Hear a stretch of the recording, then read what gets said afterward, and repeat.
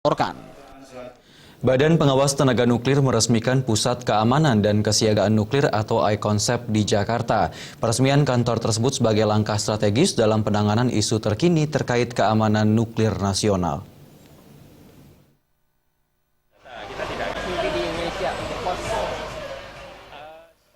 Deputi Kepala Bapeten Khoirul Hudo mengatakan keberadaan I-Concept bertujuan sebagai wadah koordinasi antar lembaga dalam penanganan isu-isu terkait keamanan nuklir maupun kesiapsiagaan nuklir di tingkat nasional, sehingga seluruh upaya dan kemampuan dalam bidang tersebut dapat dilaksanakan secara strategis.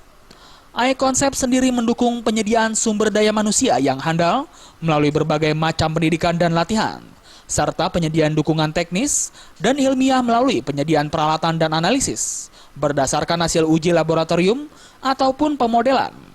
Oleh karena itu, pihaknya berharap dapat merangkul semua lembaga maupun institusi pemerintahan untuk memajukan nuklir di Indonesia.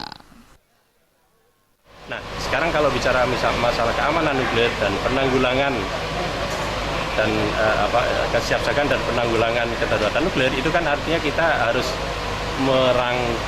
merangkul semua institusi ini supaya terjadi sinergitas kemampuan untuk merespon. Jadi kita dengan I-Concept ini diharapkan nanti semua kemampuan nasional itu bisa kita himpun, kita sinergikan. Jadi ini merupakan kantor ini merupakan markasnya gitu lah. Jadi kita mentraining, kemudian melakukan latihan dan sharing knowledge, pengalaman dan sebagainya itu ada di sini. Diketahui teknologi nuklir yang dimiliki oleh Indonesia saat ini cukup membanggakan.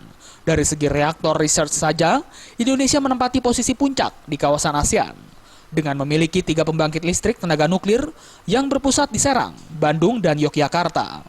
Jumlah PLTN tersebut lebih banyak daripada negara Malaysia, Vietnam, dan Thailand yang baru memiliki 1 PLTN. Dari Jakarta, Muhammad Ibrahim dan Edi Dharma.